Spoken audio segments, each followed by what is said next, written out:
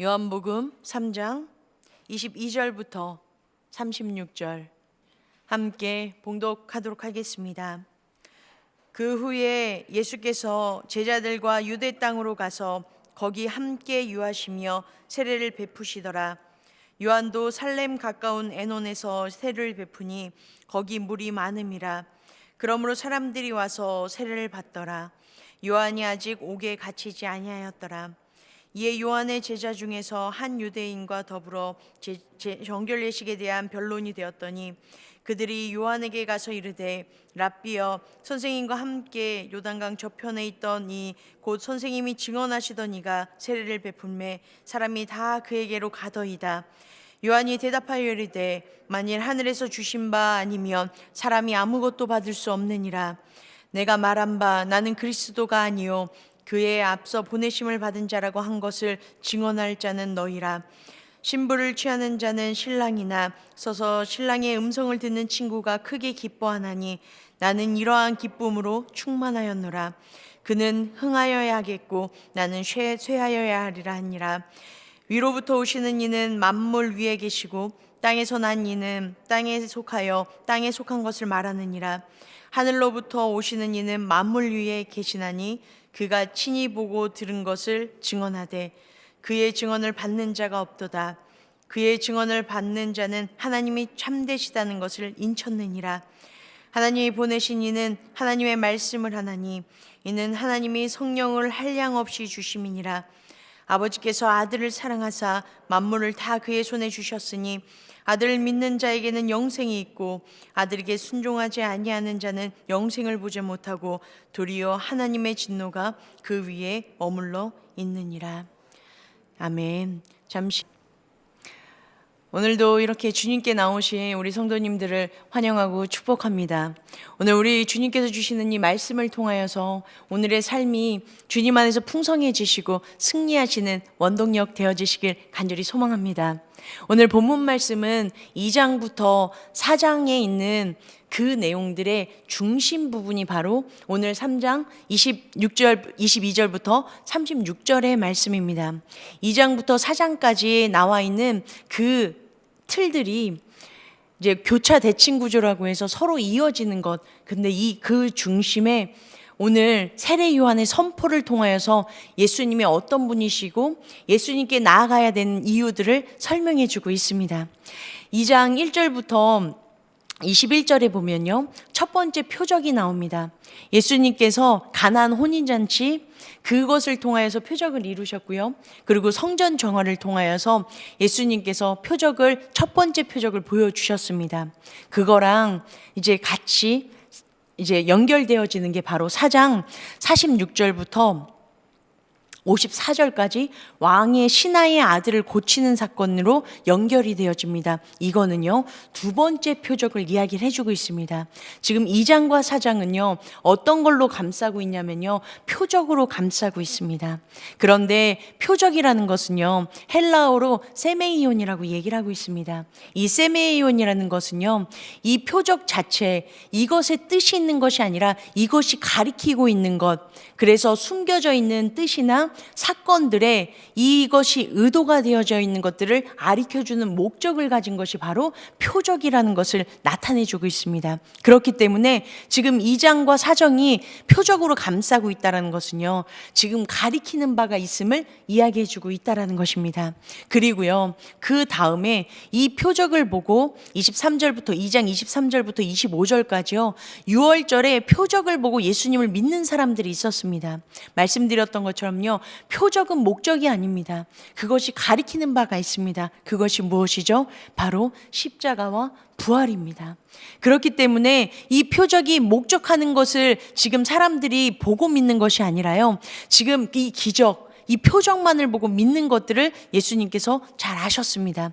그래서 껍질을 보고 지금 믿지 말라, 그것들이 중요한 것이 아니다라고 지금 그것들을 풀어나가고 있습니다. 그리고요, 4장 43절부터 45절까지도요, 갈릴리 사람들이 예수님을 믿는 사건이 나옵니다. 그런데요, 이 믿는 사건에서도요, 뭐 때문에 믿냐면요, 표적 때문에 믿더라라고 표현해주고 있습니다.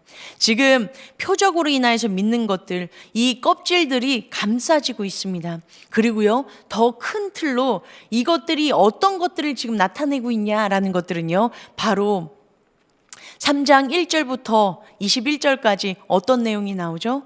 바리새인인 니고데모가 나옵니다. 유대인의 지도자가 나옵니다. 유대인들, 이 사람들에게는요, 어떤 큰 껍질이 있죠? 자신들에게는 율법이 있다. 자신들에게는 예배하는 방식, 하나님을 잘 섬길 수 있는 방식이 있다라는 자신들만의 틀이 있었습니다. 그리고요, 4장에 보면 4장 1절부터 45절까지 이제 사마리아 42절까지 사마리아 여인과 이제 대화를 합니다. 그런데 신기한 건요, 사마리아인들도요, 자신들의 독특한 틀이 있었다라는 것입니다. 그리심산에서 예배해야 된다는 자신들만의 그러한 예배 방식이 있었다라는 것입니다. 그런데요, 지금 이런 것들이 중요하지 않다.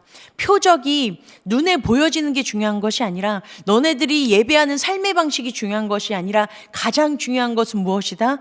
지금 오늘 본문에서 얘기하고 있는 세례 요한이 얘기하고 있는 우리 예수님이시다. 예수님께로 나아가야지 이 일들이 이루어질 수 있다라는 것들을 보여주는 사건이 바로 오늘의 본문 말씀입니다.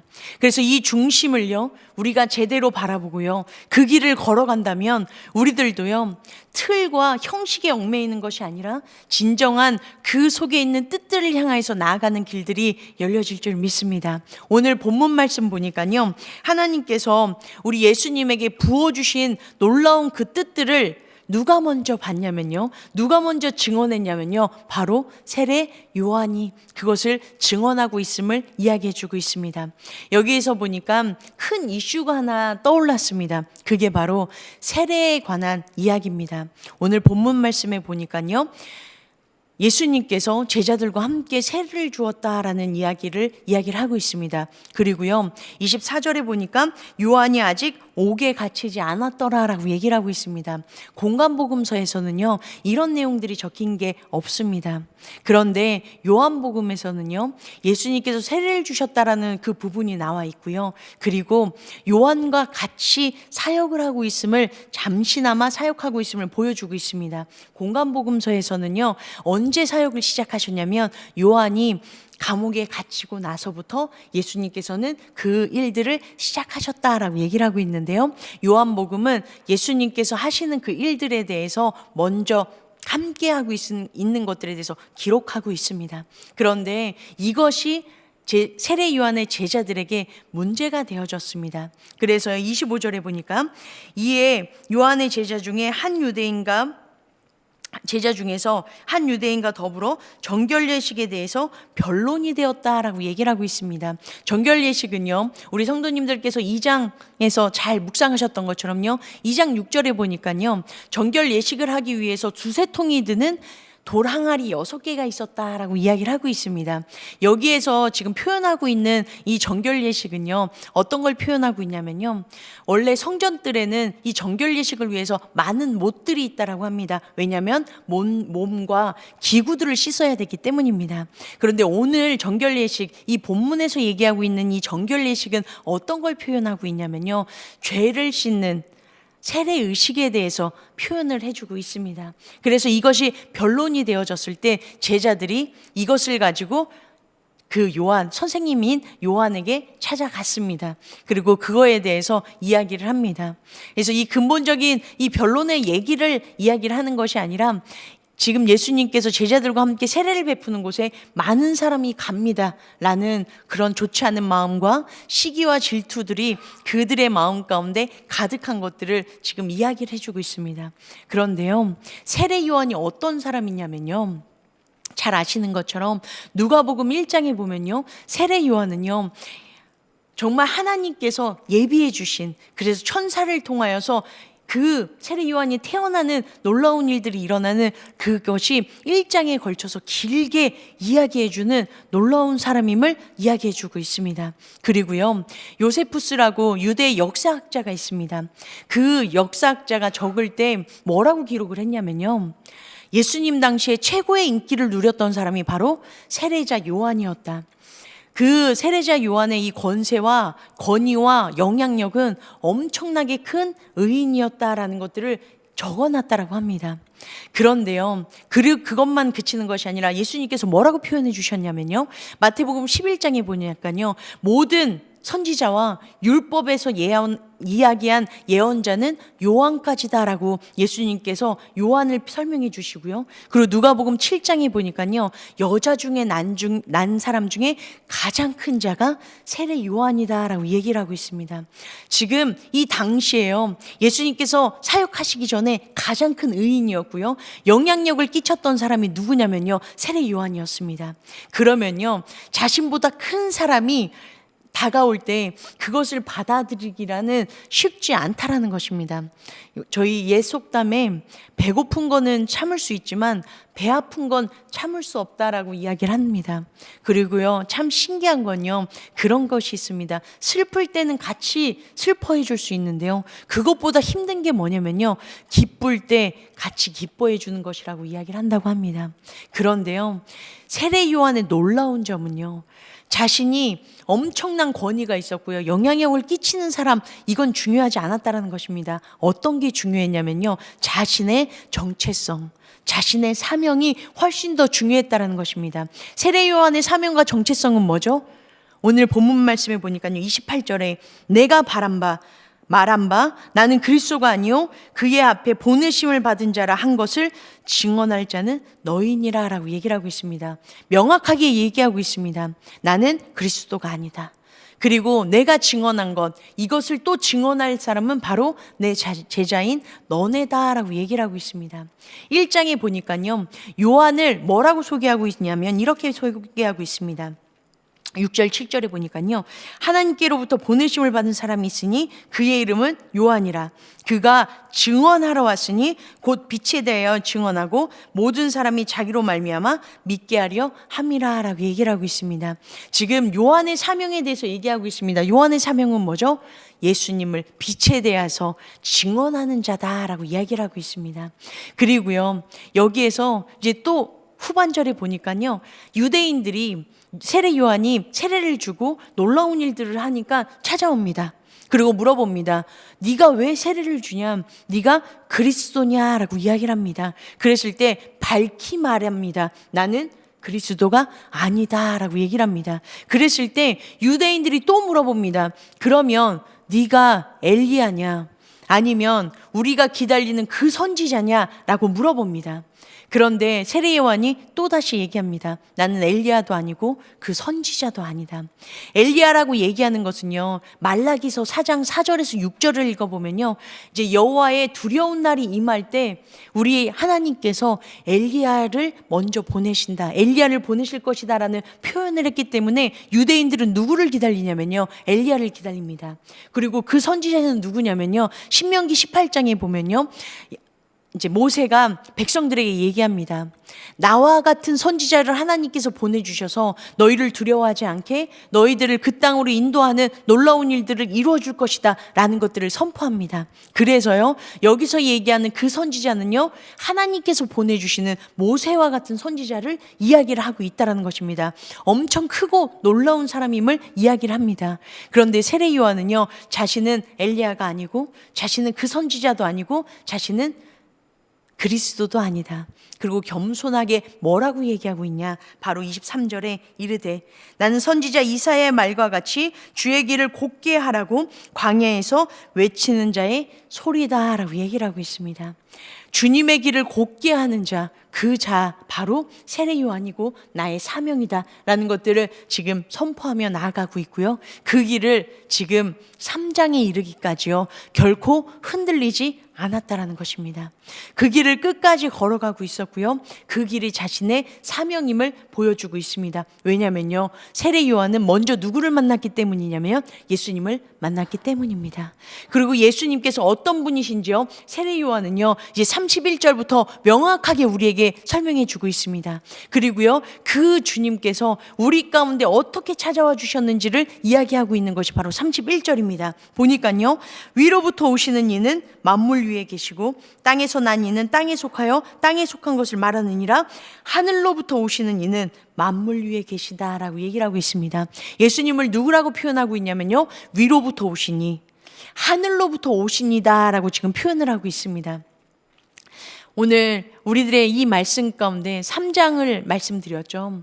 니고데모와 대화를 할 때 뭐라고 얘기를 하시냐면 예수님께서 거듭나지 아니하면 하나님의 나라를 볼 수 없다라고 얘기를 합니다. 물과 성령으로 나지 아니하면 하나님의 나라에 들어갈 수 없다라고 이야기를 하고 있습니다. 지금 여기에서 얘기하는 이 거듭나다라는 것이요, 언어적인 뜻이 어떤 거냐, 위로부터 태어나야 된다라는 것을 이야기를 하고 있습니다. 그러면 지금 이야기하고 있는 것, 거듭나야 된다, 그리고 물과 성령으로 나야 된다, 이것이 하나님의 나라에 들어가는 비결이다라고 얘기를 하는데요. 이걸 명확하게 어디에서 완성시켜 주냐? 바로 요한복음 3장 16절에서 이걸 완성시켜 주고 있습니다. 하나님의 세상을 이처럼 사랑하사 독생자를 주셨으니 이는 그를 믿는 자마다 멸망하지 않고 영생을 얻게 하려 하심이니라.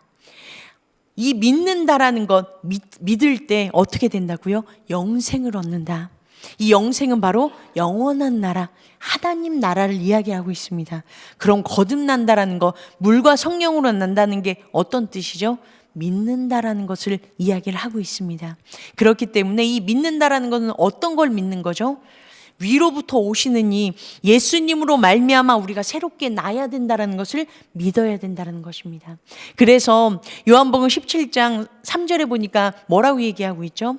영생은 유일하신 참 하나님과 그가 보내신 자 예수 그리스도를 아는 것이다 라고 얘기를 하고 있습니다. 여기에서의 이 아는 것은요, 기노스코라고 이야기를 하고 있는데요, 이 기노스코라는 건 히브리어의 야다라는 단어와 동일시하고 있습니다. 그런데 이것은요, 어떤 거냐, 그냥 우리가 지식적으로 아는 것이 아닙니다. 어떻게 부부가 서로 속속들이 다 아는 것 같은 그러한 것들, 세밀한 것까지 다 알고 있다라는 것을 이야기하는 것, 그것이 바로 기노스코 야다를 이야기를 하고 있습니다. 모든 것들을 다 알아야지만 어떻게 할 수 있다? 믿으며 나아갈 수 있다. 그리고요, 여기서 보니까 뭐라고 얘기하냐면요, 36절에 믿는 것을 또 이렇게 표현해 주고 있습니다. 아들을 믿는 자에게는 영생이 있고 아들에게 순종하지 아니하는 자는 영생을 보지 못하고 도리어 하나님의 진노가 그 위에 머물러 있느니라 라고 얘기를 하고 있습니다. 지금요, 영생, 하나님의 나라를 성취하는 방법과 하나님의 나라가 아닌 진노, 하나님의 나라가 아닌 아픔, 슬픔, 그리고 영원한 무적행, 그것을 이야기를 하고 있습니다. 그런데 그 비결은 분명히 영생에 들어갈 때 믿는 것이라고 얘기했는데요, 하나님의 진노의 심판을 받는 것, 영생에 들어가지 못하는 비결은 뭐라고 얘기하냐면요, 순종하지 않는 것이라고 얘기를 하고 있습니다. 순종하다라는 것은요, 후파쿠오입니다. 이것은요, 원어적으로 풀이를 하면요, 후포는요 밑에서 라는 뜻입니다. 아쿠오는요 듣다라는 것입니다. 순종하다라는 것을 풀이해 보면 어떤 뜻이냐면요, 밑에서 받들어 듣는 것입니다. 그런데요, 여기에서 믿는다라는 것은 뭐라고 얘기를 하는 거냐면요, 다른 말로 밑에서 받들어 듣는 것. 우리들이요, 하나님을 믿는다라는 것은요, 밑에서 하나님의 말씀을 들어서 그것들을 우리가 온전하게 신뢰하며 그 길을 걸어가는 것임을 지금 분명하게 말씀해 주고 계십니다. 세례 요한은요, 이것을 실천했고요, 이것을 보여준 사람이 세례 요한이었습니다. 어떻게 됐죠? 분명히 큰 권세가 있었고 큰 인기를 누렸음에도 불구하고요, 그것을 포기하지 않으려고 움켜쥐지 않았습니다. 기꺼이 예수님을 위해서, 예수님께서 원하시는 하나님의 그 뜻들을 위해서 기꺼이 내어 놓았습니다. 순종하는 사람이었습니다. 하나님께서 말씀하신 그 사명을 순종하는 사람이 바로 세례 요한이었습니다. 그랬을 때 어떤 일들이 일어나죠? 예수님께 칭찬을 받습니다. 여자가 낳은 자 중에 가장 큰 자가 바로 세례 요한이다. 그리고 하나님의 일들을 이루시는 예수님의 길을 예비하는 놀라운 축복의 길에 세례 요한이 하나님께 귀하게 쓰임받는 일들이 일어났다는 것입니다. 우리가 세상을 살아가면서, 때로는 교회 일을 하면서 많은 하나님께서 주신 달란트가 있기 때문에 많은 이야기들을 듣습니다. 그리고 인정도 받고요, 그리고 많은 일들의 칭찬도 받습니다. 그래서 어느 순간요, 우리가 찬양으로 고백하는 것처럼요, 존귀 영광 모든 권세는 주님이 홀로 받으셔야 되는데 어느 순간 칭찬받고 내가 잘하고 내가 좀 괜찮고 이런 일들이 생기다 보니까 멸시천대 십자가는 내가 지는 것이 아니라 멸시천대 십자가는 예수님 지세요. 존귀 영광 모든 권세는 내가 받겠습니다 라는 그 일들이 일어날 때가 있다라는 것입니다. 우리가 그 길을 걷지 않기 위해서 어떻게 해야 되냐면요, 바로 세례 요한처럼 끝까지 밑에서 받들어 듣는 마음으로 주님의 음성을 듣고 겸손하게 그 길을 끝까지 사명을 수행하는 것, 그 길이 바로 우리에게 주신 하나님의 뜻들을 이루어드리는, 끝까지 겸손하게 하나님께서 원하시는 그 사명들을 성취해 나가는 비결임을 잊지 않으시길 간절히 소망합니다. 오늘 우리들의 삶 가운데 세례 요한처럼, 세례 요한은 예수님을 증언하는데 자기의 생명을 아끼지 않았던 것처럼요, 우리들도 우리들의 이름을 높이기 위해서 애쓰고 노력하는 것이 아니라 예수님의 이름을 높이기 위해서 애쓰며 나아가는 오늘의 한날의 삶 되어지시길 간절히 소망합니다. 그러면요, 우리 귀한 성도님들을 통하여서, 우리 성도님들의 증언을 통하여서, 우리 성도님들의 삶을 통하여서 하나님의 나라가 확장되어지는 놀라운 역사가 일어나게 되어질 줄 믿습니다.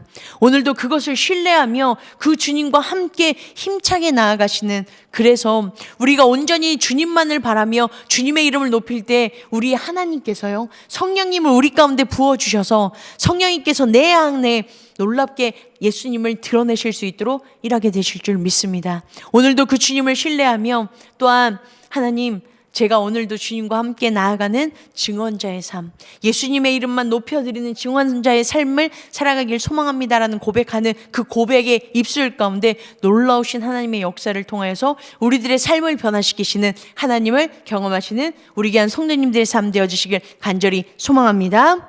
기도하시겠습니다.